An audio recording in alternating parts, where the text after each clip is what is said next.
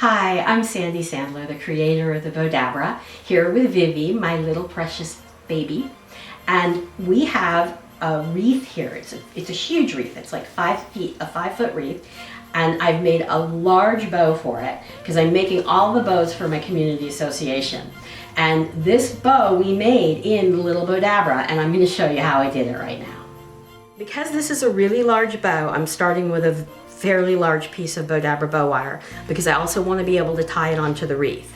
So again, I'm just going to fold it in half and lay that down into my Bowdabra. Now, first thing I'm going to do is take my ribbon and I'm going to twist it and scrunch it down into the Bowdabra. You can see my Bowdabra is quite glittery from all the bows I've been making. Now I'm going to twist it and put it down. Now this is a pretty thick velvet outdoor ribbon. So I just want to make sure that I twist it and more or less shape it as I'm making the bow.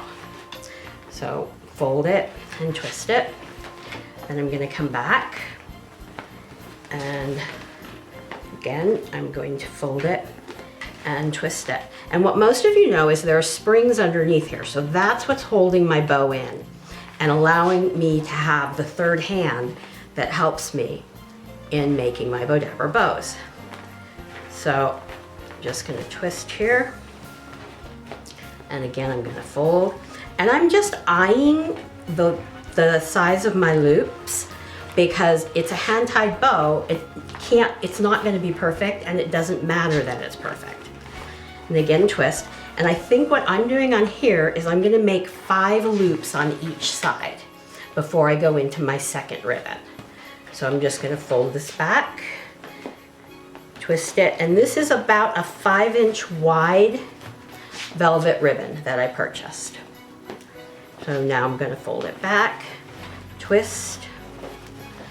And one of the cool things that you can do is if you have a Bowdabra and you go out and buy your ribbon, there are a lot of people that would love to have you come and decorate their trees, make their bows for them, or even do their gift wrapping. So it's sort of a fun little business you can start on the side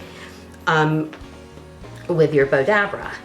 So I'm going to just, and on this one, I'm actually just going to scrunch it in here, take my wand, and kind of push everything down.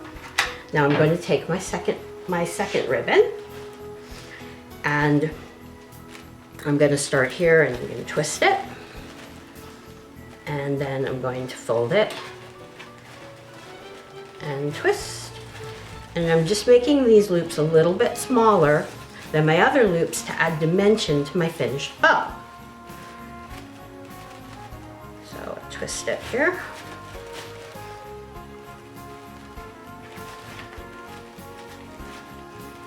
And again, it's the same thing. Just fold, twist, and push. And just kind of shape the ribbon out. Now when I start getting into a bow this big, I am using my hand to kind of hold the ribbon in because there's a lot of ribbon in here. This is a very, very thick bow. And I'm just going to twist it here. And then come back, make my last little loop. And scrunch that down into my Bowdabra.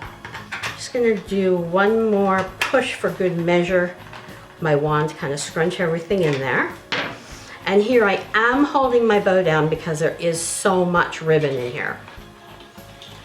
And I'm just gonna take my wire, pull the ends through, again hold my bow down, and pull it really, really tight while it's still in the Bowdabra.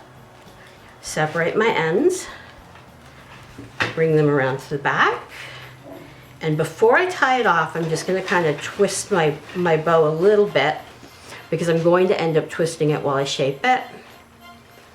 I'm going to tie it, tie a knot so that it's ready to be tied onto the wreath, and I am just going to fluff it. And because this is a wired velvet ribbon, it's fairly easy to shape it how I want. And what's also nice for the community is that they can use this next year as well, because with the wire, if they just take them off the wreaths, put them in a big garbage bag, they'll be very easy to shape again for next year. So we just continue shaping here and fluffing. And again, I'll do my final fluffing when we put it on the wreath.